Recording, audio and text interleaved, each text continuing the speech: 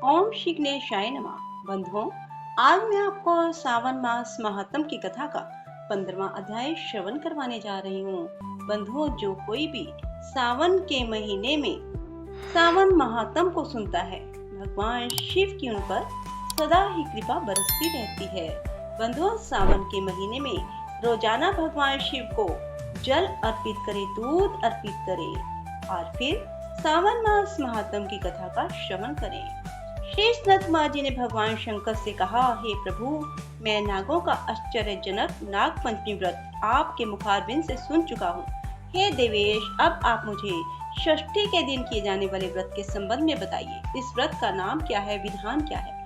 भगवान शंकर ने सनत माँ जी से कहा, हे तात, श्रावण मास शुक्ल पक्ष की षष्ठी तिथि को महामृत्यु विनाशक उत्तम सुपोधन नाम का व्रत करना चाहिए। शिव मंदिर में अथवा घर में ही महादेव की पूजा करके दाल, आटा, भात का नैवेद्य, नमक सहित आम का साग रखना चाहिए। ब्राह्मणों को नैवेद्य पदार्थों का वायन देना चाहिए। जो मनुष्य विधि पूर्वक इस व्रत को करता है, उसे बड़ी भारी पुण्य की प्राप्ति होती है। इसके संबंध में तुम्हें मैं एक प्राचीन कथा सुनाता हूँ। रोहित नामक एक राजा के यहाँ बहुत समय तक संतान न हुई। उसने पुत्र की प्राप्ति के लिए कठिन तप किया। तप के द्वारा श्री ब्रह्मा जी ने प्रकट होकर उस राजा से कहा, राजन, तुम्हारे भाग्य में पुत्र प्राप्ति नहीं है। लेकिन राजा इस पर पूरा तपस्या में लीन रहा। ब्रह्मा जी दोबारा प्रकट हुए और राजा से कहा, राजन, तुम्हें जो पुत्र मैं दूंगा वह अल्पायु होगा। इस पर राजा और रानी ने सोचा, अल्पायु पुत्र ही सही, एक तो उसकी प्राप्ति से वंध्यापन हट जाएगा, दूसरे इस लोक में अपुत्र होने की निंदा मिट जाएगी। श्री ब्रह्मा जी के वरदान से राजा के यहाँ शोक और हर्ष से युक्त पुत्र हुआ। राजा ने जात कर्म आदि संस्कार बड़ी धूमधाम से किए। राजा रोहित तथा रानी दक्षिणा ने पुत्र का नाम शिवदत्त रखा। डरते डरते राजा ने राजकुमार का उपनयन संस्कार किया। मृत्यु के भय से राजा ने इसका विवाह नहीं किया। जब राजकुमार 16 वर्ष का हुआ तो उसकी मृत्यु हो गई। ब्रह्मचारी पुत्र के मरने से राजा दिन रात चिंतित रहने लगा, क्योंकि जिस वंश में ब्रह्मचारी की मृत्यु हो जाती है वह वंश नष्ट हो जाता है और उसकी दुर्गति होती है। सनत कुमार जी ने भगवान श्री सदाशिव से पूछा, हे देवादिदेव जगन्नाथ, क्या इसका कोई उपाय नहीं है? यदि है तो मुझे बताइए। भगवान श्री सदाशिव बोले, हे तात, मृतक स्नातक या ब्रह्मचारी आदि हो तो अर्क विधि से विवाह संयोग करके पेड़ और ब्रह्मचारी को मिलाकर देश, काल, गोत्र और नाम को कहना चाहिए और यह कहना चाहिए कि मैं मरे ब्रह्मचारी की शांति के लिए नैसर्गिक व्रत करता हूँ। पहले सोने से अभ्युदिक कर अग्नि स्थापन तथा अघारावज्र संज्ञक आदि आहुति देनी चाहिए। विहातियों में हवन करके व्रत के अनुष्ठान के लिए फल पाने के लिए व्रतकर्ता को अग्नि और विश्वदेव का घी से हवन करना चाहिए। स्वस्तिकृत हवन करके अवशिष्ट होम समाप्त करना चाहिए। देश काल का विचार करके हवन के पश्चात कहना चाहिए कि मैं अर्क विवाह करूंगा। सोने से अभ्युदिक करके पीपल, शाखा और शव को हल्दी और तेल से लेप कर पीले सूत द्वारा वेष्टित करना चाहिए। फिर अग्नि स्थापना करके विवाह विधि द्वारा आघारांत हवन करके अग्नि, बृहस्पति, काम, 4 विहातियों से हवन करके स्वस्तिकृत संज्ञक होम कर कर्म को समाप्त कर देना चाहिए। यथा विधि पीपल की डाल और मृत शव को जला देना चाहिए। मृत्यु की संभावना हो तो इस व्रत को 6 वर्ष तक करना चाहिए। 30 ब्रह्मचारियों को नए कौपीन और एक एक हाथ का या करण मात्र का कृष्णार्जुन देना चाहिए। खड़ाऊं, छत्र, माला, गोपी चंदन, मणि, प्रवाल माला, आभूषण समर्पण करना चाहिए। इस प्रकार करने पर कोई विघ्न नहीं होता। भगवान शंकर जी ने सनतकुमार जी से कहा, हे सनतकुमार, राजा ने इस विधि को ब्राह्मण के मुख से श्रवण करके सोचा, यह अमुख्य अर्क विवाह मुझे अच्छा नहीं लगा।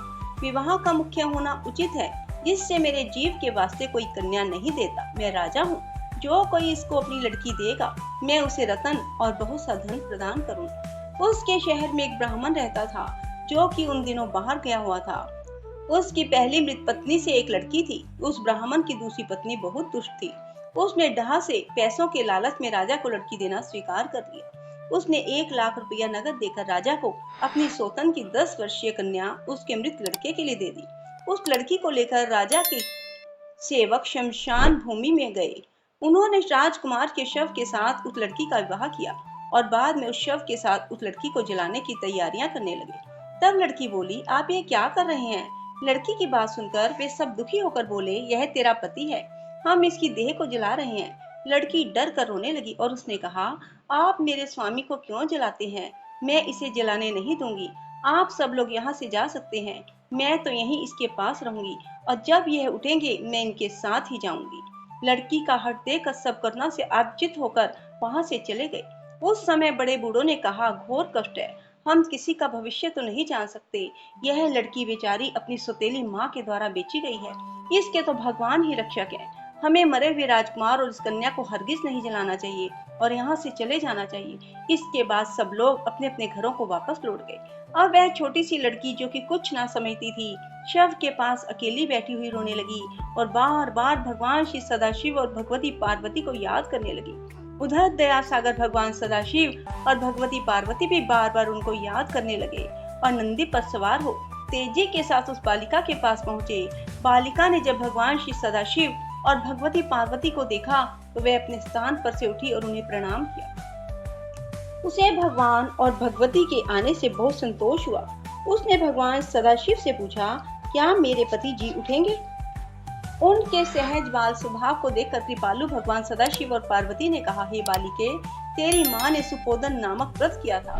तेल और जल लेकर उसके फल को संकल्प करके तू अपने पति को दे दे। मरे हुए पति से कह, मेरी माँ ने जो सुपोदन नाम का व्रत किया था उसके प्रभाव से मेरा पति पुनः जीवित हो जाए।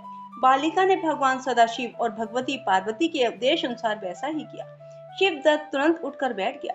भगवान सदाशिव और भगवती पार्वती उस बालिका को व्रत करने का आदेश देकर अंतर्ध्यान हो गए। श्री सदाशिव और भगवती पार्वती के जाने के बाद शिवदत्त ने उस कन्या से पूछा, तुम कौन हो? मैं किस प्रकार यहाँ आया हूँ? बालिका ने शिवदत्त को सारी कथा सुनाई।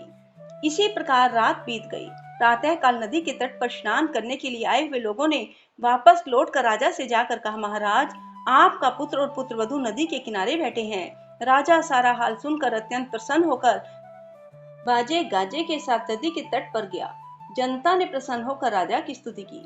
राजा ने पुत्रवधू की प्रशंसा की और कहा, आप लोग मेरी स्तुति क्यों कर रहे हैं? मैं तो एक मंदबुद्धि अधम जीव हूँ। मेरी यह पुत्रवधू सुभागा और धन्य है। इसके सजीव पुण्य से राजकुमार जी उठा है। राजा ने फिर उत्तम ब्राह्मणों को दान दिया और अर्चन किया। उसने मेरे बालक को नगर के बाहर जाकर पुनः जीवित हो जाने पर नगर में प्रवेश करने के निमित्त ब्राह्मणों के कहने के अनुसार विधान से शांति की। हे स्नतकुमार, मैंने तुम्हें सुपोदन नामक व्रत के संबंध में बताया है। मनुष्य को चाहिए कि इसको 5 वर्ष करने के बाद उद्यापन करे। भगवान श्री सदाशिव और भगवती पार्वती का प्रतिदिन अर्चन करके चरु और आम के पत्तों द्वारा प्रातःकाल हवन करना चाहिए। पूर्व विधान के व्रत से नैवेद्य और वायन देना चाहिए। इस प्रकार व्रत करने से मनुष्य को चिरायु पुत्र की प्राप्ति होती है और अंत में शिवपुरी को जाते हैं। बोलो शिव शंकर भोलेनाथ की जय, माता पार्वती की जय। बंधुओं, यदि आपको हमारी वीडियो पसंद आए तो इसे लाइक करने के साथ साथ शेयर करें और कमेंट बॉक्स में हर हर महादेव, हर हर महादेव, हर हर महादेव जरूर लिखें। राधे राधे, जय श्री कृष्णा, धन्यवाद।